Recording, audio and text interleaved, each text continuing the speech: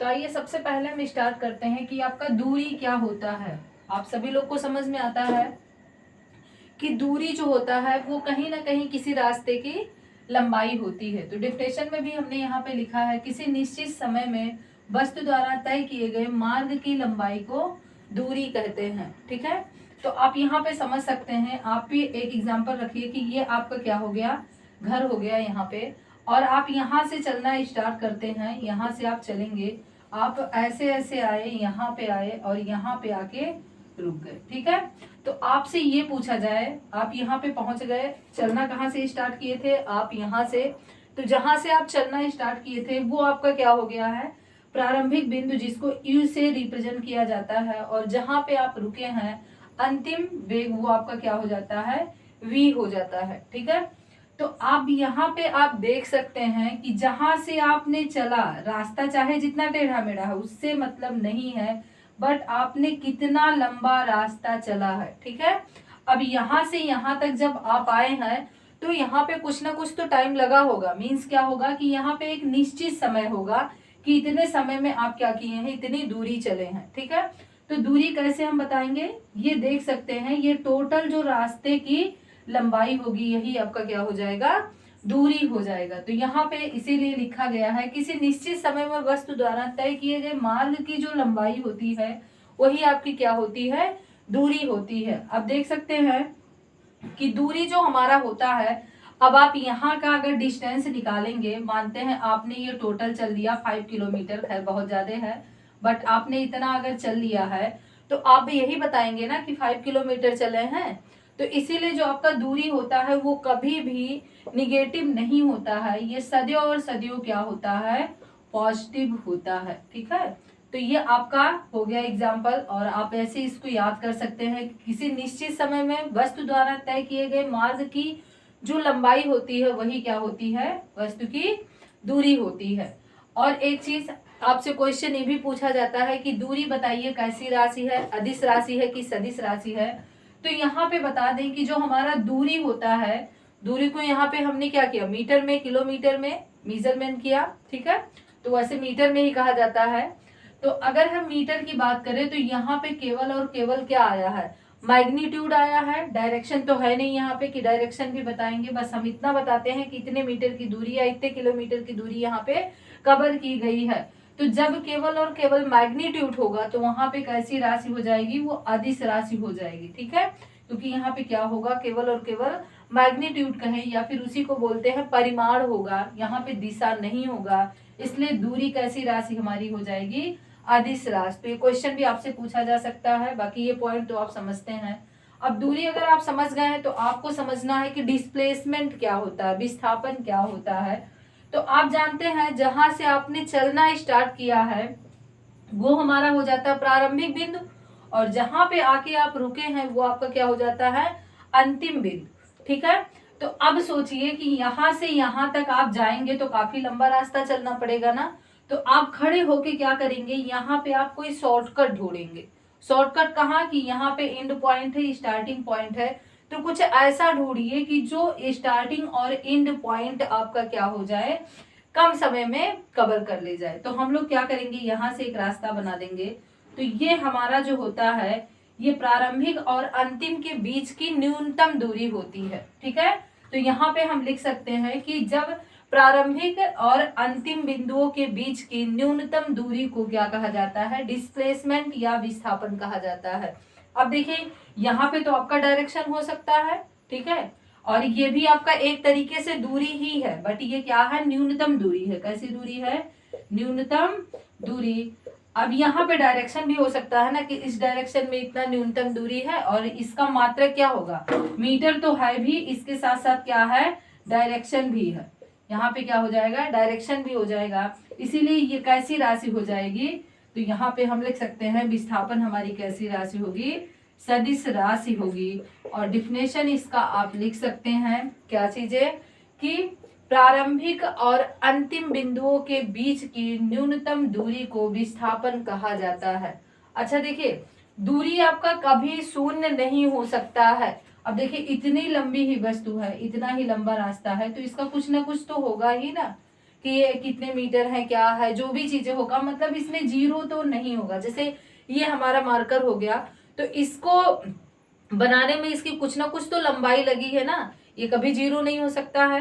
तो इसीलिए जिसमें लंबाई है, मतलब वो क्या है कि वो कुछ लंबा है, तो वहां पे आपका शून्य नहीं हो सकता है। तो आप कह सकते हैं कि दूरी हमारा कभी भी क्या होता है, शून्य नहीं होता है। बट विस्थापन हमारा क्या होता है, शून्य हो सकता है। ये धनात्मक भी हो सकता है, ऋणात्मक भी हो सकता है। अब यहाँ पे हम लोग केस समझते हैं कि कैसे होगा, विस्थापन कैसे शून्य हो सकता है, इस पॉइंट को हम लोग समझेंगे। यहाँ पे आप देख सकते हैं, मानते हैं कि यहाँ पे क्या है, एक रेक्टेंगल है, ठीक है। ये कोई फील्ड हो गया, कोई खेत का मैदान हो गया, जो कि शेप में है, रेक्टेंगल शेप में है। अब यहाँ पे क्या है, आप यहाँ से चलना स्टार्ट किए हैं, आप ऐसे चले, फिर ऐसे चले, फिर यहाँ मुड़े, फिर आप यहाँ पे आ गए, फिर यहाँ पे आ गए, ठीक है। तो आप देख सकते हैं आपका प्रारंभिक बिंदु क्या था, U था, और अंतिम बिंदु भी आपका क्या हो गया, V। दोनों इसी पॉइंट पे मिल गए ना। तो जब कंडीशन ऐसे बने कि जहां से आप चले थे वहीं पे आके रुक जाएंगे, तो उस दशा में विस्थापन क्या हो जाएगा, शून्य हो जाएगा, ठीक है। तो यहाँ पे आप समझ सकते हैं। अब इसको ऐसे भी बोल सकते हैं, जब किसी वस्तु का प्रारंभिक बिंदु और अंतिम बिंदु एक हो जाए तो वहां पे विस्थापन क्या होगा, शून्य होगा। जरूरी नहीं है कि रेक्टेंगल के शेप में भी होगा, ये सर्कल के शेप में भी हो सकता है, ये एक ट्रायंगल के लिए भी हो सकता है। बट कंडीशन क्या होना चाहिए कि जहां से आप चलना स्टार्ट किए थे वहीं पे आके आप रुक सकते हैं। आप ऐसे भी हो सकता है, मानते हैं ये आपने यहाँ से चलना स्टार्ट किया, फिर वापस आके आप यहीं पे रुके, तो इस दशा में भी क्या हो जाएगा, आपका डिस्प्लेसमेंट जो हो जाएगा वो जीरो हो जाएगा, ठीक है। तो आपको कंडीशन समझ में आ गया होगा कि ऐसी कौन सी कंडीशन है जब आपका डिस्प्लेसमेंट क्या हो जाएगा, जीरो हो जाएगा। अब देखिए क्वेश्चन और एक आपसे पूछता है कि बताइए ऐसी कौन सी कंडीशन है जब दूरी और विस्थापन दोनों एक समान हो, एक बराबर हो, ठीक है। तो आप सोच सकते हैं कि दूरी और विस्थापन दोनों एक हो, इसका मतलब क्या है कि वस्तु एक सीधी रेखा पर चल रहा है। यहाँ पे आप देखेंगे, अब यहाँ पे अगर हमें निकालना हो, हम मान लेते हैं ये दूरी है 5 मीटर की है, ठीक है। सपोज किया कि ये 5 मीटर की दूरी है। तो अब यहाँ से हमने चला और एक निश्चित समय में यहीं पे आके पहुंचे, ठीक है। तो दूरी तो यहाँ पे कितना कवर हो रहा, 5 मीटर की, ठीक है। लेकिन अगर हमें विस्थापन निकालना हो तो विस्थापन निकालने के लिए हम क्या करेंगे, प्रारंभिक और अंतिम के बीच में शॉर्टकट ढूंढेंगे, ठीक है। अब देखिए इसके और इसके बीच में जब हम शॉर्टकट ढूंढेंगे तो हम कोई भी शॉर्टकट नहीं बना पाएंगे, बल्कि हमें यही लाइन ही मिलेगी। तो यहाँ पे आपका विस्थापन क्या हो जाएगा, विस्थापन भी आपका कितना होगा, 5 मीटर होगा। यानी वस्तु जब एक सीधी रेखा में गति कर रही हो तो यहाँ पे विस्थापन और दूरी दोनों क्या होता है, एक होता है, ठीक है। तो ये रहे दोनों कॉन्सेप्ट टॉपिक के। अब हम लोग क्या करेंगे, इस पे एक न्यूमेरिकल लगाते हैं कि क्या कैसे क्वेश्चन पूछता है। वस्तु है जो किस पे, वृत्तीय मार्ग पर, यानी सर्कुलर है, उस पे क्या कर रही है, गति कर रही है। तो हमने बना दिया है यहाँ पे एक सर्कल, और इस पे क्या कर रही है, गति कर रही है, ठीक है। बहुत अच्छा तो नहीं बना, बट आप देख सकते हैं। अब यहाँ पे कह रहा है कि वस्तु की त्रिज्या कितनी, सॉरी क्या है, इसकी त्रिज्या r है।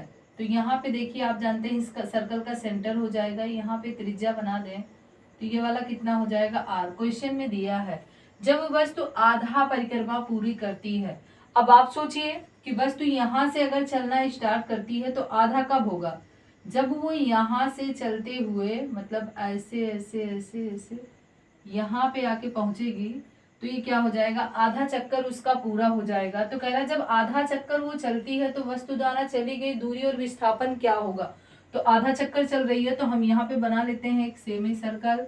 अब आप देख सकते हैं, कह रहा है कि दूरी, तो आप जानते हैं कि यहाँ से अगर चल रही है तो ये हो गया u, यहाँ पे आके रुकी है तो ये क्या हो गया, v हो गया।